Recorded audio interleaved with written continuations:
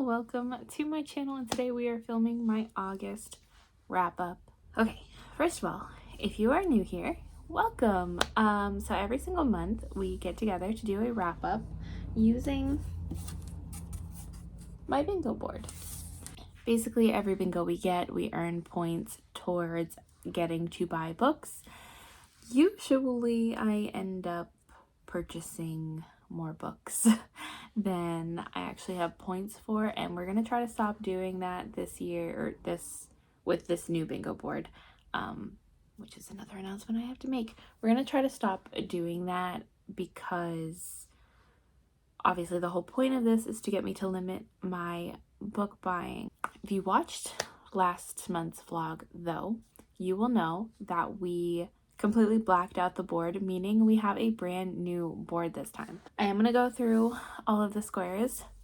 First though, if you also don't know, I typically do my book hauls in with my wrap up because I don't usually buy enough books throughout the month to warrant a full separate video.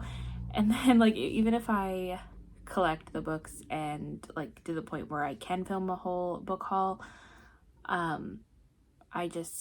forget what I have and have not already told you about, so we just do it in the wrap up. And because I blacked out the bingo board, we ended up with 11 points. If you also don't know, I keep track of my book points using pins. I have a pretty large pin collection. Well, not that large. I have a pretty, I would say compared to like actual pin collectors, I don't have that much, but I do have a decent amount of pins, especially Disney pins, and I use them to keep track of my book points. They're basically my book tokens. Now we earned 11 points last time because we blacked out the board. Technically the whole blacking out the board is 15, but I had bought a couple books that we talked about then, so we ended up with 11. Typically I do the book haul at the end, but because we have some points left over, I'm actually going to do it at the beginning so that I don't forget, if that makes sense. I hope it makes sense. I definitely utilized these book pins in the month of August, so I do want to show you what I got. We ended up using 10 out of the 11. I was in such a horror mood and I realized I don't actually have a lot of horror books, so that's what the majority of these are, starting with When the Wolf Comes Home, which all I know about it is it kind of draws some inspiration from some fairy tales, and I'm intrigued. I'm excited. I've heard really good things. Beasts of Carnival, which gives off some spooky / Caraval vibes. I'm really excited. This cover is gorgeous. The Butcher's Daughter, Mrs. Lovett's Story from Sweeney Todd. Wonderland, which don't know about that. Don't know anything about that. I just thought the cover looked really cool. And I thought I heard something about it, but I don't remember what I heard about it. And then we used To Live Here, another one that I've heard really good things about. I'm really excited to read it. Did not realize that this sticker is permanent, so I'm not really happy about that, but still. I got a couple of ebooks, which you'll be hearing my thoughts about really, really soon. Black Sheep and Of Goblins and Gold. Hopefully you'll be hearing my thoughts on those soon. And then we got some manga. So I did get the 14th volume of Spy Family, which I love. This is a series near and dear to my heart if you do not know. It's my favorite manga series of all time, and that's no different with this one. And then we got the third and final volume in The Geek X Hitman. This one was on sale for $4. I figured why not. And then the first volume in the Twisted Wonderland series, which I will be reading after my S manga. Again, if you don't know, I'm in the middle of an ABCs of Manga challenge that I'm hoping to finish by the end of the year, but it doesn't look like that's going to happen. So we only have one pin going into the month of September.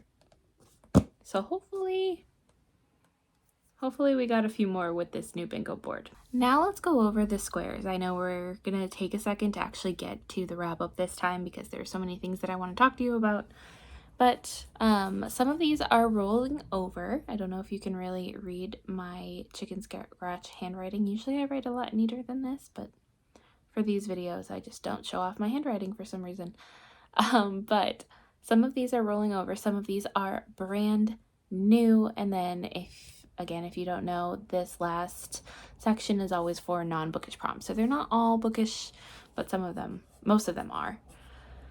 So first we have the August TBR. This will always be whatever month square, like whatever month it is, that'll be the TBR square, because if we read all 5 books that I pull out of my prompt jar, then that gives us an extra bonus point. We also have Buzzword and Buzz Cover. Those will be rolling over. I will always be doing the Buzzword challenge for as long as they keep coming out every single year. And this year we're doing the Buzz Cover challenge, so that is an addition. Like I said, we have the Manga Square, the letter S, and we have a Goodreads TBR. These are all rolled over. These are nothing new. Unwrapped, also rolled over. If you don't know, every year we do these books will self-destruct in 12 months. I wrap them up and then we pull from those throughout the year. Right now I don't have any books to unwrap because they've all been unwrapped, but some of them like haven't been read yet. So like they're out of the wrapping, but I think I have like 4 that haven't been read. All right, we're getting into the new square. So we have TBR Vet. There are some books on my shelves that have been here for quite a long time. My definition of if it's as long as it's been there for at least a year, it's considered a vet.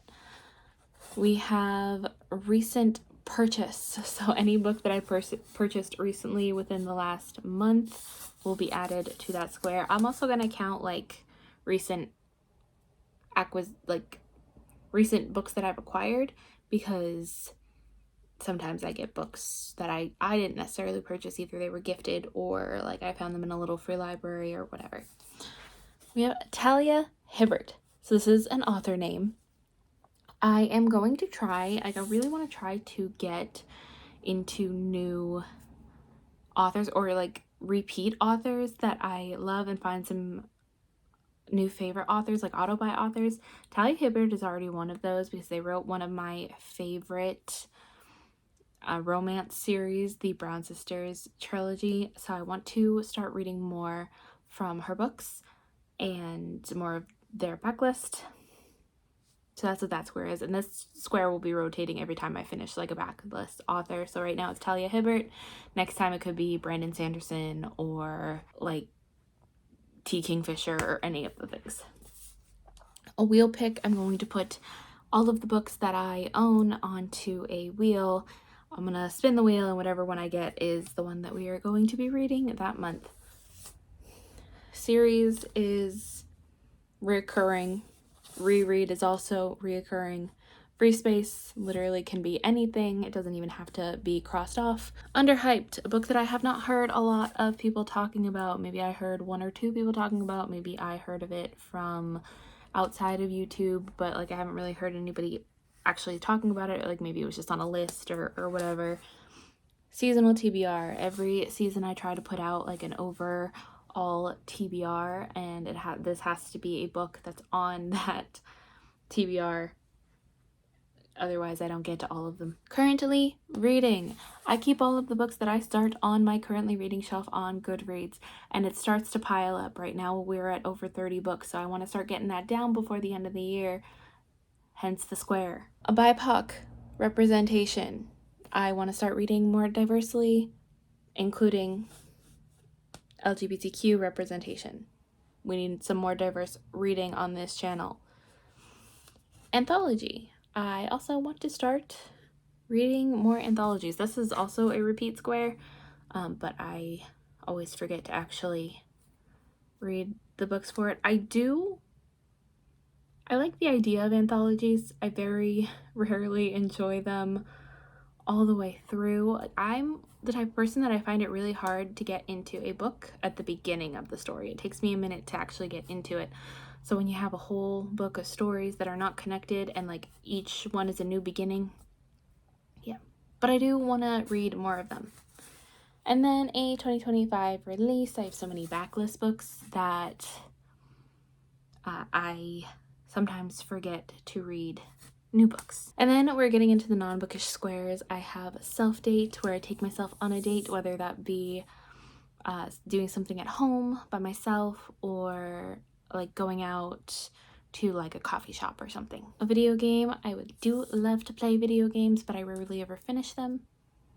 That is the goal with this square. I haven't played one in such a long time though. Hobby, any creative hobby that is not reading, whether that be diamond painting. I have so many coloring books, anything that's like creative and fun. And right now my two main ones are coloring and diamond painting. Movie, I am really bad at watching new to me movies. The square doesn't necessarily have to be a brand new out in theaters movie, but it has to be a movie that I have never seen before.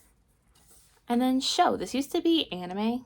I do still really want to get into more anime, but I feel like I also struggle with watching brand new shows or new to me shows. So as long as I finish between 12 and 20 episodes of a show, which is like a standard season, but not in anime terms. Anime can have like 100 episodes in one season. So as long as that's the standard, between 13 and 22 episodes, if I finish that, then I can count this as checked off. All right, I think that is all that I needed to go over. Let's actually get into the books that I read in August. August TBR, I didn't finish it. I actually think I put all of the books away, but I had a stack of 5 books that I was supposed to read that I did not finish. So unfortunately, we don't get that bonus point. Though buzzword, we did. The buzzword was with, and actually, so this isn't the one that I read for it, but I actually had to read 3 books for this prompt in order to actually read it, because I continued the Phoebe and Her Unicorn series. So this is a series that I really enjoyed a few years ago. It was one that I picked up when I just wanted like a cute little very light pick me up, because this is like a kid's graphic novel. I still enjoy reading them from time to time, because like I said, you need the like burst of space where reading an adult book does not feel like, you don't feel capable of reading an adult book, or you don't feel capable of dealing with like the complexities and the politics that are sometimes in adult books. So you gotta pick up like a little kid's book. I'm a huge advocate of that, and I do really enjoy the series. It's one that I have kind of let die. Like, it's still on my Goodreads TBR, so I would like to finish the books that are currently out, but it's not one that I go to or feel the need to collect anymore.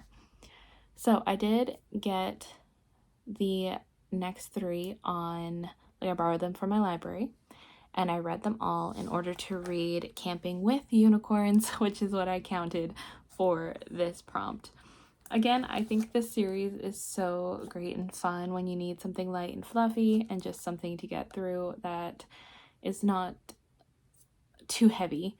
And yeah, I do want to continue it. I will eventually finish the series. It's just not something that I feel the need to collect any longer. Manga, I'm technically not done with it, but I think I made progress to say that I can cross this off, and I think that's what matters.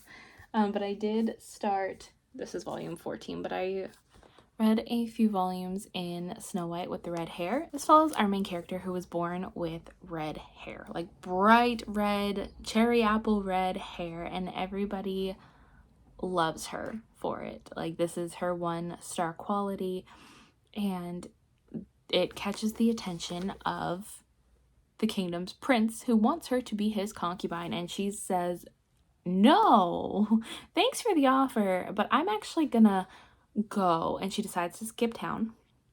Little does she know, he has men following her, and she ends up bumping into the prince of a neighboring kingdom, and they end up forming a really cute bond.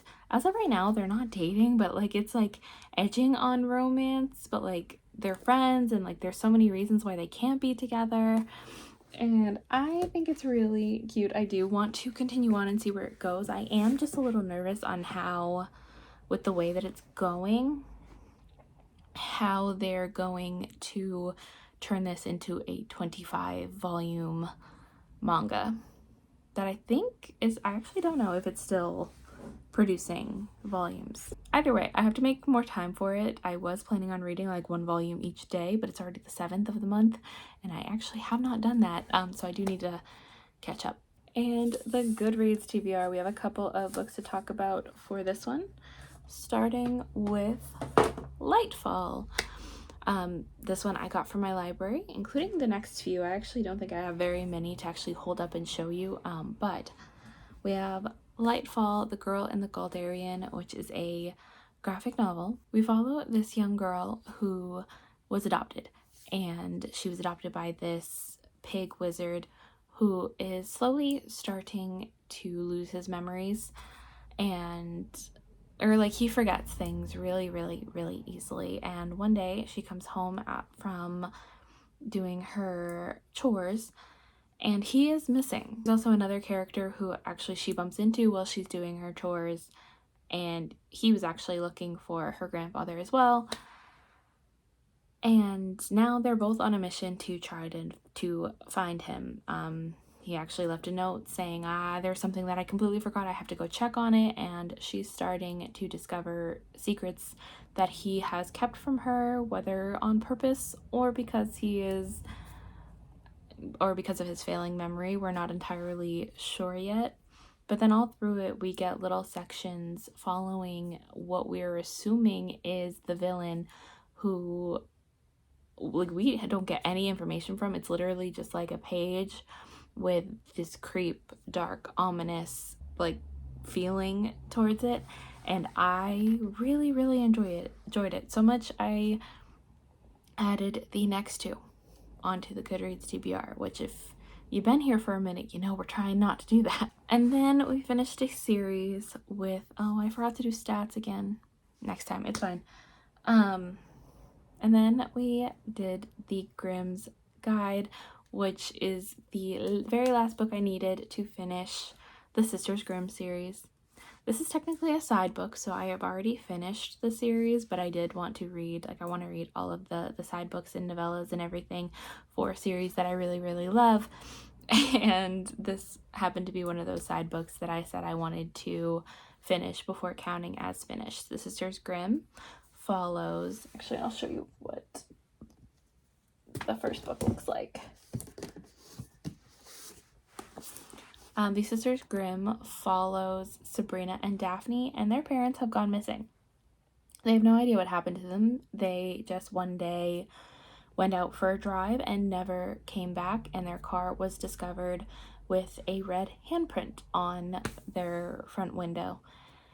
And the girls are adamant that their parents did not just abandon them. Like, they don't 100% believe it, but they've been bounced back from foster home to foster home for so long that they're starting to think, something either happened to them or their parents have left them behind, until one day a lady who's claiming to be the grandmother that they thought was dead shows up and says that I'm your grandmother and you are actually fairy tale detectives, and I don't believe that what happened to your parents was accidental.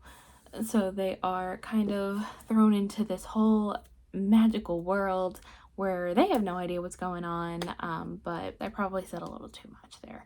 But all of that is explained in the first book, so it's not really anything spoilery. I had such a fun time with the series. The book especially wasn't necessarily anything that I needed to know because I read the whole thing. It would be a cute little like collector's item, like if you finish the full series. But it is really cute because it doesn't only go into the characters that are in the book, but it goes into like the authors behind the famous fairy tales, and it was a really cute way to finish off the series, and it did really make me want to go back and binge read the entire series, which I may or may not have plans to do eventually. I just can't right now because I have so many other things that are going on, especially book-wise. I want to get our TBR down before we start rereading beloved series. I did not read an unwrapped book. We did not read a TBR vet, but we did read a recent purchase. So all of those books that were at the beginning, I ended up picking up, no surprise to anybody here, the 14th volume of Spy Family. I love this series so much. If you don't know what it's about, or again, if you're new here and you haven't heard me freaking gush about these books, we follow Anya. Actually, we follow Twilight, who's a spy, and he has recently finished a mission, and now he is on to a new mission, and that mission includes finding a child who he adopts, not realizing that she is a telepath, and gaining a wife, which he does, but he doesn't realize that she is an assassin. But we have a family who all have very interesting characteristics, and nobody knows what's going on with the other one except for Anya, because she can read everybody's minds.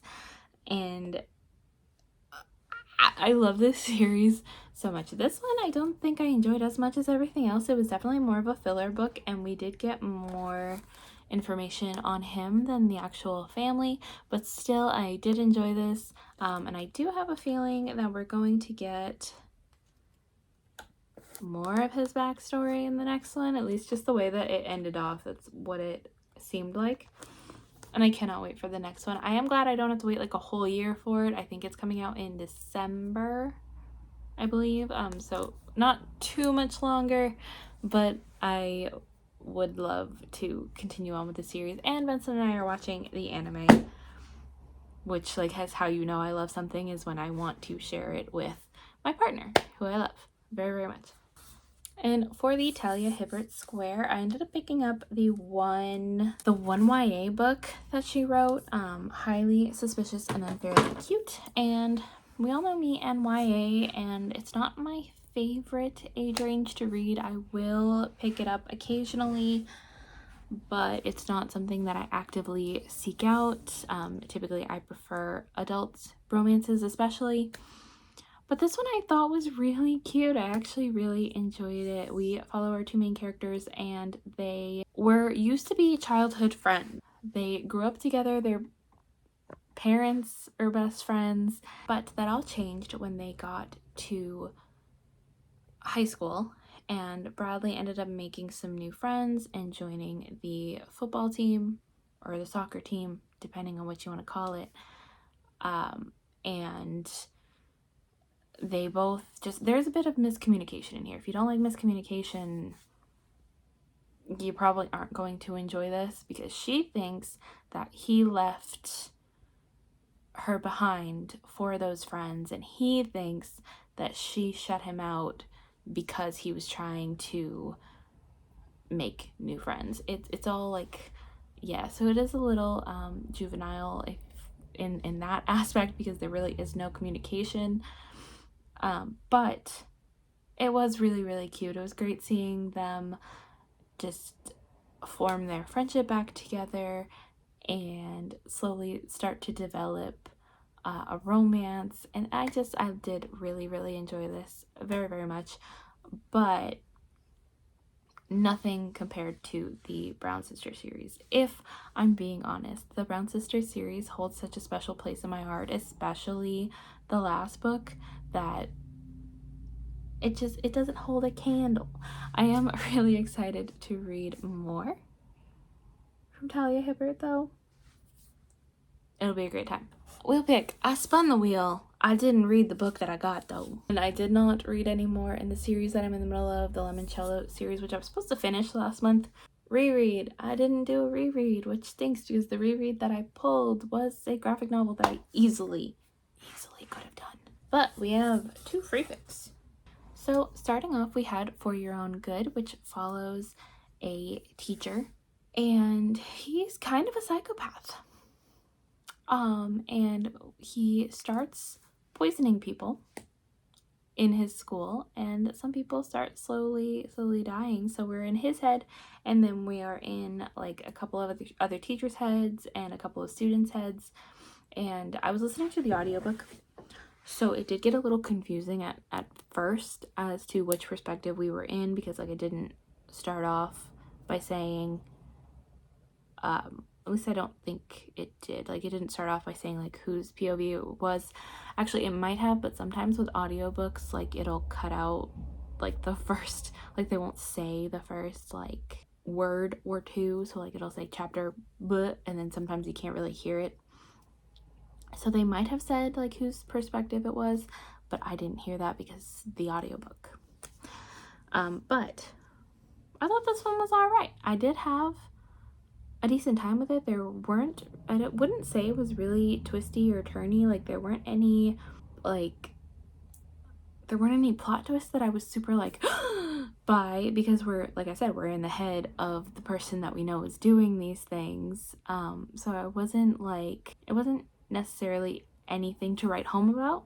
I think I had a good time with it. I'm glad that I read it.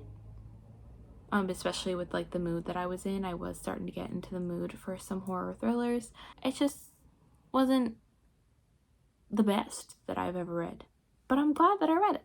And then Disney High, and I kind of wish I kept my nonfiction square, but Disney High is a nonfiction book basically showing the behind the scenes of Disney Channel around my childhood time. So anywhere from Even Stevens to, what was it, Sweet Life of On Deck was, I think, when the book ended, around that era. So yeah, all shows that I grew up loving and watching, and all of the behind the scenes and all the drama behind it. Oh, Wizards of Waverly Place was actually where it ended. But, like, all of the drama with, like, Miley and Selena, all of the drama behind the High School Musical set. Like, we got all of the inside scoops on that, and I would really like to own a physical copy of this. I thought it was really interesting to go back and learn so many things that I didn't know, like why Cory in the House was canceled, why, like, again, some of the drama that I knew, and, like, I would even looking back and seeing, like, oh, I knew that, or wow, like, I can't believe I'm learning this for the first time.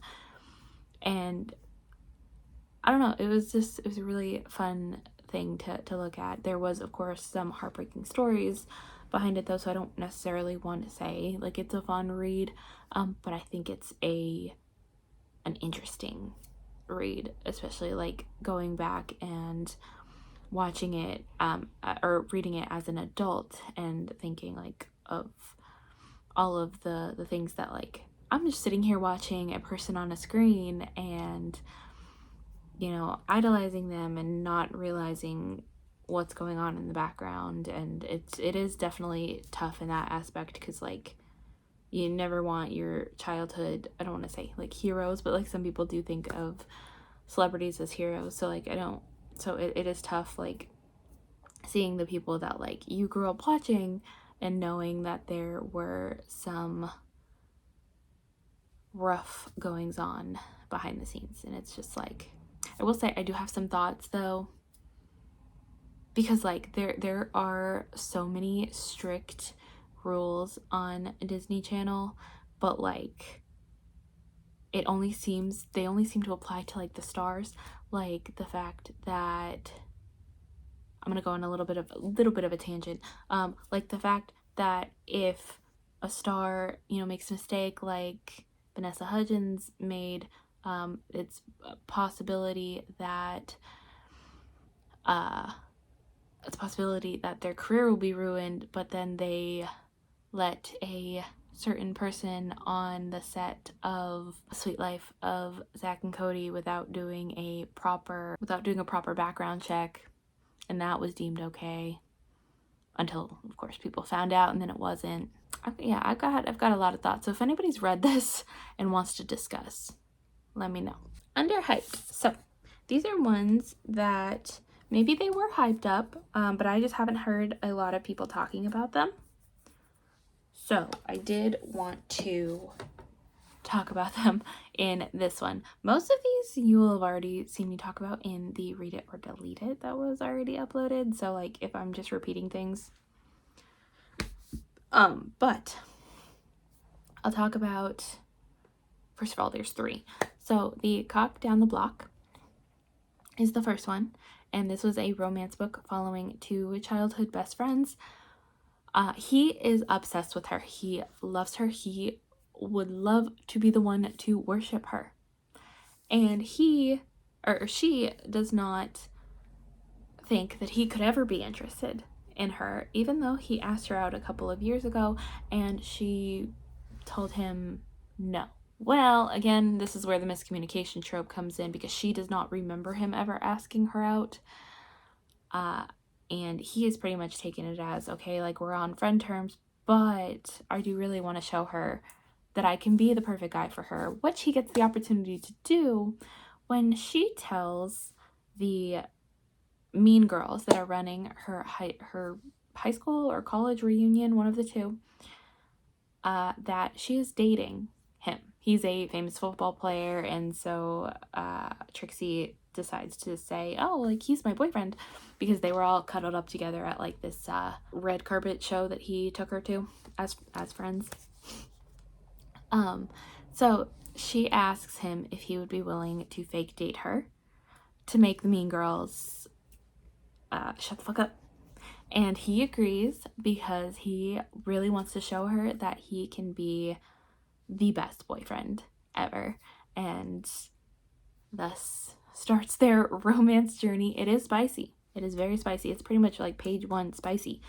But like the cock down the block is because she also has pet roosters and chickens, and it's really funny. The whole series has like innuendo involving animals, including the wiener across the way. It's a book that is heavily inspired by Travis Kelce and Taylor Swift. She is first of all, this follows Chris's brother from the first book. Every book follows one of the siblings. Like, I'm pretty sure we get like all of the brothers, and maybe the sister's book too. He has like, I don't know how many brothers, but yeah.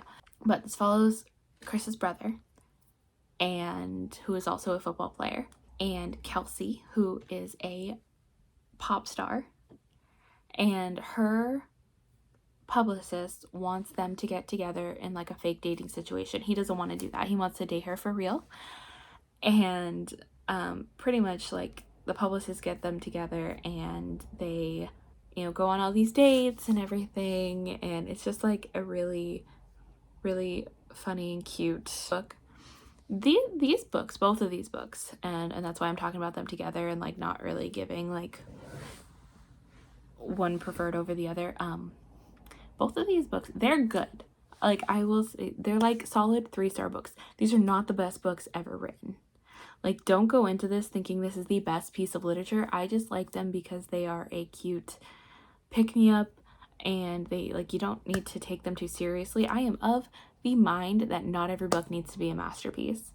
If you are going in thinking that these are going to be the best books in the whole world, and you're going to be very, very disappointed. Most of the reviews are under 2 stars. Like, people don't like these. Like, they're going in thinking that like these are going to be like the best romance books ever written. They're not. Like, if I want to read something that has a little bit more substance, then I'm going to pick up like a romance book like I said, Talia Hibbert. Like, she makes her characters so that they have stuff to do like outside of the romance. These books aren't really that. Like, they are smut and a fun relationship. That's pretty much it. I mean, this one does go into a little more of, it does deal with a little bit of tough issues, because she is a pop star who kind of overworks herself. And so we do kind of see that. There's also both of these books that I've read so far, and I don't know if that's going to continue in the series, but they also don't have like third act breakups. Like, there are third act conflicts, but not with the couple. Like, it's really showing how the couples can overcome outside forces. It also has its body positivity. Like, there is a little warning at the beginning of each book saying like these books are literally just pure fluff. Like, they are not meant to be anything groundbreaking. They're not meant to be anything, like, they're not meant to be your next favorite books, but they are meant to be a place where body positivity is welcome, and they're meant to be a place where the plus size girl gets the hot, handsome hunk, but it's supposed to be just showing that plus size girls can get the guy too and can be confident and hot, and it's just, they're fun books. Don't go into them expecting anything amazing or groundbreaking or your next 5-star read, because they're not 5-star reads for me, but I do enjoy them. And then Midnight Houdini was also a 3-star read. It is another one of those underhyped books. It's one that I've heard a little bit about. I think maybe one or two from one or two YouTubers, but like it's not one that I'm widely heard about. It's supposed to be compared to The Night Circus, which if you don't know is one of my favorite books of all time, but make it YA. And that was my issue with it. It's just, I don't feel like the world building was as expansive as it could have been. I don't think that we got enough of like descriptions. I feel like it was very romance heavy. I just felt like it could have been more, and it wasn't. Seasonal TBR, I did read. So I don't think I actually put out my summer TBR, but the Camp Eagle Ridge series was on that TBR when I made a list for it. And the next book was called Beyond the Summer. This series, if you have not heard me talk about it before, is a series of male romances that take place at this summer camp. This one was Sutton and Ben's story. Ben has by far been one of my favorite characters. He has been in all of the books so far. And I was really, really sad because I shipped him and Parker so badly. But Parker had his own romance in the second book. And in this one, it is Ben's story with Sutton. They were both introduced, well, Ben was introduced in the first book, but Sutton was introduced in the second. So this is kind of where my problem was. This was my least favorite of the series so far, unfortunately, because it's kind of happening parallel to Parker and Ravi's story. Like, it's happening in the same year. Pretty much every book so far, it's like the counselor's last summer at the camp. And it's no different with Ben. However, I should probably say, Sutton is Parker's ex-boyfriend. And he came to this camp. We're not really sure why, but he knew that Parker would be at this camp, and like he ends up showing up, and it's like a whole big mystery as to why he's really there. But Sutton is closeted, and we find out a little more why he's closeted later on in the book, so I can't really tell you why, but he is closeted. And then he meets Ben, and that romance kind of sparks something. I can't really go into why I didn't like this very much, other than saying it's because it's parallel. Because there were certain conversations that didn't happen in the second book, it means they could not happen in the third book. And obviously they couldn't happen in the second book, because what would be the point of Sutton getting his own book if everything was already going to be resolved in that one? So it just meant that the conversations that I was waiting to happen either did not happen or did not happen until much, much later. And it just kind of really annoyed me. Also the pacing. So the way the first two books worked, it was about half 50-50 smut and 50-50 like relationships and romance. And it was a little different in this one because we knew, like, the way the timeline worked out in this one, like, it couldn't have worked in the last one with the things that were happening. So there were things that I really, really wanted, or things that like really could have happened that couldn't have, because it wouldn't have made sense to the previous books. Does that make sense? I'm pretty sure it makes sense, but like, yeah, I don't want to start jumbling myself, because then I'll end up in a loop. But I'm reading the last book currently, and I'm having a much better time. So the series isn't bad. It was just frustrating with this one. I didn't read anything that was already on the currently reading. But I did read a BIPOC author. I read A Long Way Down. And this one follows a young boy whose brother has recently died. He has been murdered and he wants to go and get revenge. However, when he's going down the elevator of his apartment, every floor he stops at, there is a different person gets in, and it's a person that he knew that had passed away from similar circumstances, telling him exactly why he does not want to go down this path. I think this book is so important. I definitely think this is one that I'm glad that I read. So glad that I read, because I've heard nothing but amazing things about this, and it did not disappoint me in any way, shape, or form. I do wish it was longer, but we all know how I feel about novellas. They have to be done in a very specific way for me to rate them anything more than a 4-star. This one did get a 4-star, but like I said, it was only because I wanted more.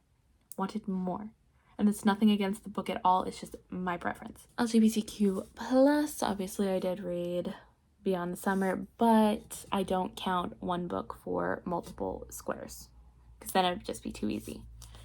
No anthology and no 2025 release. So that is it for the bookish prompts. However, if you want to talk about the non-bookish prompts, doesn't matter, because the only one we can cross off is movie. I did watch some of The Good Wife, but I can't count it because I didn't watch a full season. But I watched Now You See Me, which the 3rd movie is actually coming out really, really soon. But yeah, I watched Now You See Me, which is like about these group of magicians that all get together, and they're like vigilante magicians who are like committing crimes to help people. It was cute. I liked it. It was a fun time. And I did start watching the second one, and then I think I fell asleep. All right. So this bingo board is definitely a lot harder to get bingos on than the other one, especially when I'm doing like vlogs like the Read It or Delete It series, where I can't actually pick the ones that I'm reading. So we didn't actually get a bingo this month, meaning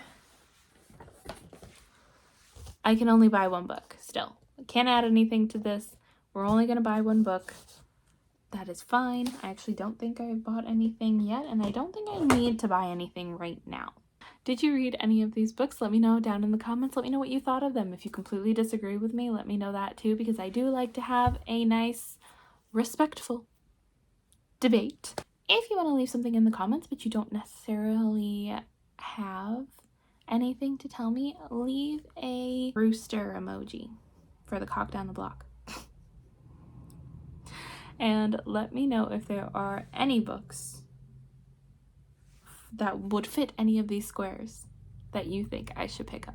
If you like this video, be sure to hit that like button and subscribe if you want to see more from me, as well as Benson, who's a frequent member on this channel. I will leave all of their links down in the description box below, as well as links to my social media if you want to get any more updates from me, even though they're mostly cat updates. Thank you again so much for watching, and I'll see you next time. Goodbye!